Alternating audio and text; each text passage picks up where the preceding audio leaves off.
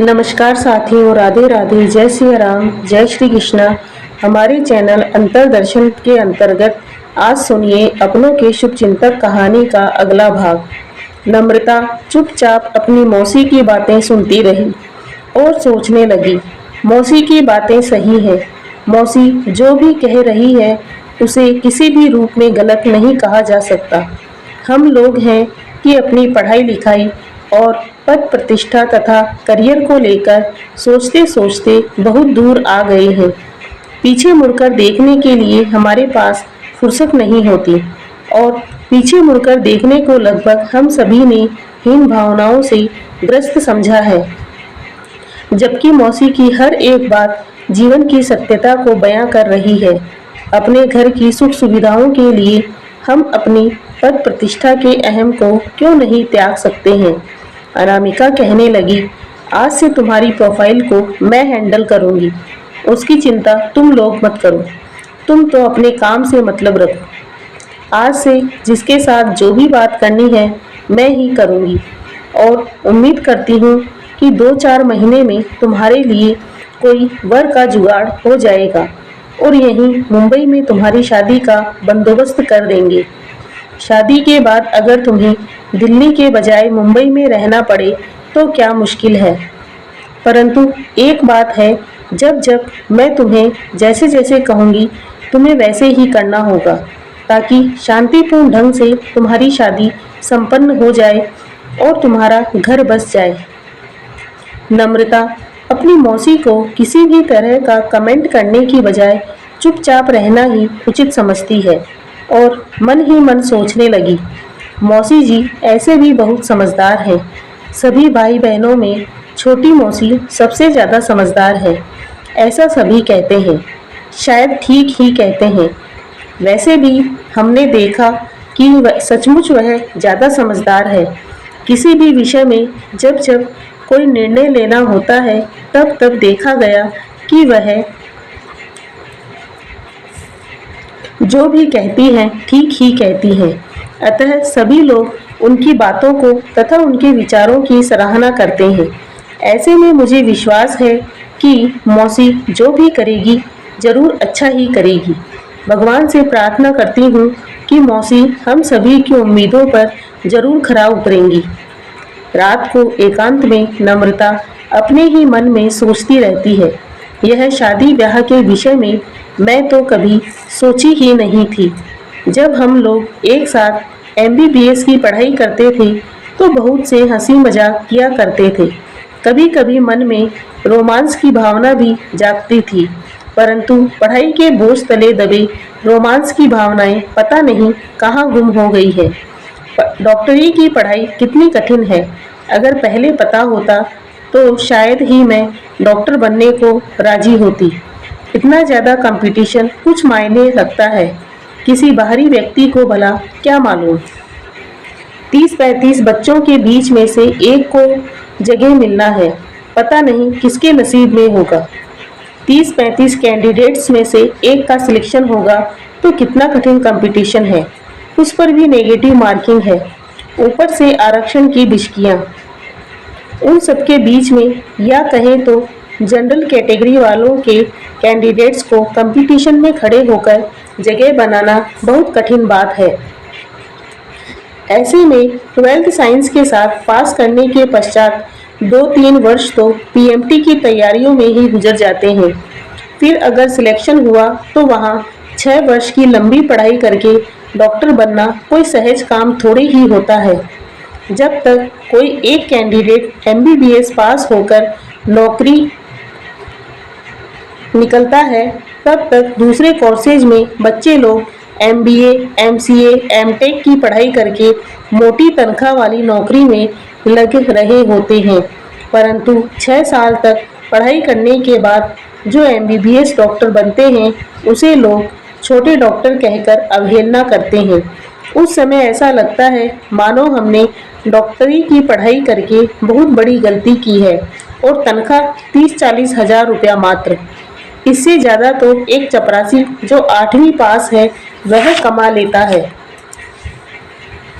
नम्रता चिंता की गहराई में डूब जाती है। पढ़ाई करते करते सारे स्टूडेंट नीरस निर्विकार पत्थरमय हो जाते हैं। ऐसे में उनमें रोमांस करने की भावनाएं खत्म हो जाती हैं। एमबीबीएस पास करने के पश्चात डॉक्टर को ऐसी ऐसी स्थिति में नौकरी करनी पड़ती है जो किसी को वर्णन भी नहीं कर सकते। किसी बड़े अस्पताल में 14, 18, 24 घंटे लगातार ड्यूटी करते रहो। लगातार ड्यूटी करते करते डॉक्टर लोग थकान के साथ साथ अवसाद में आ जाते हैं। ऊपर से दबाव बना रहता है कि कब सीनियर डॉक्टर बने, अर्थात कब पीजी करें और एमडी बने। वहाँ पर भी आरक्षण का भूत है जो पीछा नहीं छोड़ता। वहाँ पर 18-20 कैंडिडेट में से एक को जगह मिलनी होती है। इस स्थिति में डॉक्टर लोग दिन रात मेहनत करते हैं। एक तरफ 24 घंटे ड्यूटी में व्यस्त रहना है, ऊपर से पढ़ाई करके नेगेटिव मार्किंग के बीच में अच्छे स्कोर से पास होने पर एमडी बनने को पीजी कोर्स में एडमिशन मिल पाएगा। इसके लिए भी एमबीबीएस डॉक्टर 3, 4, 5, 6 साल तक अपनी कोशिश में लगे रहते हैं। अगर पीजी के लिए सिलेक्शन हो पाया तो कम से कम 3 वर्ष की पढ़ाई और करनी होगी। उसके बाद एक और इम्तिहान। अगर सुपर स्पेशलिटी के कोर्सेज में एडमिशन लेना है और पढ़ाई करना है तो 4-5 साल और लग जाते हैं। ऐसे में एक एमडी डॉक्टर की कम से कम उम्र 30-35 वर्ष हो जाती है और सुपर स्पेशलिटी के लिए 40 साल की उम्र हो जाती है। तो भला इस स्थिति में उसका रोमांटिक जीवन ही समाप्त हो जाता है। इस परिस्थिति में क्या शादी ब्याह करने का मन रहता है? शायद बहुत से लोगों को रहता होगा, परंतु मेरा तो अब मन बिल्कुल नहीं रहा कि शादी करके घर बसाया जाए, परंतु घर वाले जोर दे रहे हैं। अगर मैंने शादी नहीं की तो उनका मान सम्मान खाक में मिल जाएगा। वह भी किसी बड़े डॉक्टर के साथ शादी नहीं हुई तो उनकी इज्जत और भी घट जाएगी। अगर ऐसा ना होता तो मैं अपनी शादी को मना कर देती, परंतु घर वालों के सम्मान की खातिर मुझे उनकी बात माननी होगी। आज मेरी उम्र 34 वर्ष हो गई है। पढ़ाई लिखाई करते करते 30 वर्ष तो यूं ही हो गए थे। अब शादी को लेकर मेरा स्वयंवर सभा तो कभी ना खत्म होने वाली सभा लग रही है। नम्रता मन ही मन सोचने लगी, अब तो हमारी प्रतिष्ठा तथा साख की बात आ गई है। अब तो हमारी प्रतिष्ठा दांव पर लगने लगी है। हमारे घर में एक से एक प्रतिष्ठित व्यक्ति हैं। मैं एक उच्च कोटि की डॉक्टर हूँ जो अपने माता पिता तथा पूरा परिवार वालों के लिए केवल गर्व ही नहीं, प्रतिष्ठा का विषय है। कोई भी नहीं चाहता कि उनमें किसी प्रकार की दरार पड़ जाए। चाहे अपनी जान जाए पर वचन नहीं टूटना चाहिए। जैसा कि रामायण में वर्णित है, प्राण जाए पर वचन ना जाए। मैं डॉक्टर हूँ, मेरी एक ऊंचे दर्जे के डॉक्टर से शादी होनी चाहिए। अगर ऐसा नहीं हुआ तो सभी के सम्मान की हानि हो जाएगी, उनमें मैं भी हूँ। मेरे घर वाले चाहते हैं कि लड़के वाले ऐसे ऊंचे दर्जे के हों ताकि हमारी नाक और ऊंची हो जाए, सभी के सामने सीना फुलाकर कह सके कि हमारी बेटी बड़ी डॉक्टर है, हमारे दामाद जी भी बड़े डॉक्टर हैं। परंतु इस बड़प्पन को बनाए रखते रखते मैं थक चुकी हूँ। उससे किसी को कोई मतलब नहीं है। मेरी उजड़े हुए मन की हालत से किसी को भी कोई फर्क नहीं पड़ता। मुझे इस समय शादी ब्याह में और कोई रुचि नहीं रही। निहायत ही घर वालों की खुशियों के चलते ही मुझे शादी करने को राजी होना पड़ रहा है। रात को अपने बिस्तर पर लेटे हुए एकांत में नम्रता सोचने लगी। बीते हुए दिनों की याद आने लगी और सोचने लगी, आज से 5-6 वर्ष पहले जब एक अच्छा सा रिश्ता आया था तो हमारे घर वालों ने उसे मना कर दिया। वह लड़का मुझसे 2 साल का बड़ा और ऊंची कदकाठी का डॉक्टर था। वह उस समय एमडी की तैयारी कर रहा था। उन्हें मेरी फ़ोटो बहुत पसंद आ गई थी। वह लड़का 3-4 साल से अपनी पीजी की तैयारी कर रहा था। एक बार पीजी में सिलेक्शन हो जाएगा तो वह भी एमडी कर लेगा। उनका कहना था कि उसका सिलेक्शन पीजी के लिए तो हो गया था, परंतु उसे अपनी पसंद का ब्रांच न मिलने पर उसने सीट छोड़ दी है और अगली बार के लिए तैयारी कर रहा है। वह लोग चाह रहे थे कि बेटे की शादी ब्याह समय से हो जाए, पढ़ाई लिखाई तो चलती रहेगी, आज नहीं तो 2 साल बाद में हो जाएगी, लेकिन शादी तो समय से हो जानी चाहिए। आपकी बेटी हमें पसंद आ रही है तो हम लोग आपसे आपकी बेटी मांग रहे हैं। उनके लाख चाहने पर भी हमारे घर वाले राजी नहीं हुए। कुछ कुछ तो मेरी भी असहमति थी, परंतु मेरे माता पिता अगर राजी हो जाते तो भला मैं क्या कर लेती। वह समय ही कुछ ऐसा था, शादी ब्याह करने का सही समय। उस समय मन में प्यार मोहब्बत की जो ज्वार बह रही थी, आज के समय में विशेष रूप से इस उम्र में उसे पुनः जागृत कर पाना स्वाभाविक ही बहुत मुश्किल है। पता नहीं इस उम्र में ऐसा हो पाएगा या नहीं। नम्रता सोचने लगी। बहुत दिन पहले की बात है, जब मैं 12वीं की पढ़ाई कर रही थी, तब मेरे ही क्लास में एक लड़का था जो हमेशा मेरे आगे पीछे भंवरे की तरह घूमता रहता था और मुझसे ऐसा व्यवहार करता था जिससे यह प्रतीत होता था कि वह मुझसे प्यार करता है। मैं थोड़ा बहुत तो समझती थी, परंतु उसने मेरे मन में तथा ऐसा कह सकते हैं कि मेरे तन मन में ऐसा कोई एहसास नहीं जगा पाया ताकि मैं भी उससे प्यार करूं। मैं समझ तो गई थी, परंतु मैं उसके प्यार रूपी हृदय वीणा की सुर नहीं बन सकी, क्योंकि मेरा एकमात्र लक्ष्य था कि मुझे पढ़ाई लिखाई करके डॉक्टर बनना है।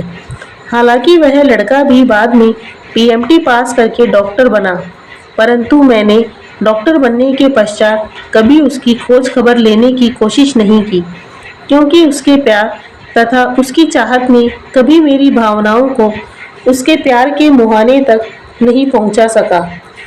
नम्रता सोचने लगी। जीवन में आर्थिक उतार चढ़ाव तो हमने कभी देखा नहीं, परंतु प्यार का उतार चढ़ाव उसे भी कभी देखने का मौका ही नहीं मिला। प्यार मोहब्बत की राह पर बहुत से लोगों को मैंने उतार चढ़ाव का सामना करते हुए देखा है। कॉलेज के 4-5 वर्ष में, फिर इंटर्नशिप के समय में वैसे बहुत से लड़के लड़कियों के बीच प्रेम कथाओं के प्रवाह को बहते हुए देखा है, फिर उन्हें टूटकर बिखर जाते हुए भी देखा है। अक्सर लड़कियां अपनी पद प्रतिष्ठा को इतना ज़्यादा महत्व देने लगती है कि उनके आगे प्यार मोहब्बत जैसे एहसासों का कोई महत्व नहीं रहता है। ठीक वैसा ही मेरे साथ भी हुआ, जिसे मैं अस्वीकार नहीं कर सकती। अगर मैं चाहती तो कॉलेज के जीवन में ही किसी लड़के से प्यार करते हुए उनसे शादी रचा सकती थी, परंतु मैं भी उसे महत्व नहीं दिया। सदा एक ही ख्वाब देखती रही कि कब मैं एक बड़ी डॉक्टर बनकर अपने माता पिता की उम्मीदों पर खरी उतर पाऊंगी। चारों ओर से सभी लोग मेरी प्रशंसा करें और मेरे माता पिता को कहें, आपकी बेटी नम्रता तो बहुत बड़ी डॉक्टर है, जो हम सभी के लिए गौरव की बात है। परंतु अब तो समय बहुत आगे निकल चुका है। पद प्रतिष्ठा की आंधी में उड़ते हुए मैं अब 34 वर्ष की उम्र की दहलीज को पार कर चुकी हूँ। अब तो मेरा तन मन सूखे तिनके की तरह हो चुका है। अब मेरे मन से उत्साह तथा रोमांस की विचित्रमयी भावनाएं गायब हो चुकी हैं। पता नहीं आगे क्या होगा। क्या मैं शादी के बाद फिर से पुनः उसी भावनाओं को प्रस्फुटित कर पाऊंगी, जो दाम्पत्य जीवन को सदा हरा भरा तथा प्राणवंत बनाए रखने को बेहद जरूरी होती है। नम्रता गहरी सोच में डूब गई और सोचने लगी। पढ़ाई करते करते मैं थक चुकी हूँ। निहायत ही परिवार का समर्थन रहा है, तभी मैंने इतनी ऊंची पढ़ाई कर सकी। अगर परिवार वालों का समर्थन न होता तो ऐसा करना संभव नहीं होता। परंतु पढ़ाई करते करते तो मैं इतनी थक चुकी हूँ कि कुछ कहने को लफ्ज़ ही नहीं रहे। ऐसा तो शायद सभी डॉक्टरों के साथ होता है। इतने लंबे समय तक पढ़ाई लिखाई करते करते सभी लोग थक जाते हैं, फिर भी मन में एक अजीब सी उत्सुकता और उमंग भरी रहती है। मैं अपना जीवन रोगियों की सेवा में समर्पण करूंगी और सच तो यह है कि सभी डॉक्टर जीवन भर रोगियों की सेवा में अपने को समर्पित कर देते हैं। धन्यवाद। यहाँ पर मैं आप सभी लोगों से अनुरोध करूंगी कि आप हमारे चैनल को ज़्यादा से ज़्यादा लाइक, शेयर और सब्सक्राइब करें ताकि हम आपके लिए और नई नई कहानियाँ लेकर आते रहें। धन्यवाद।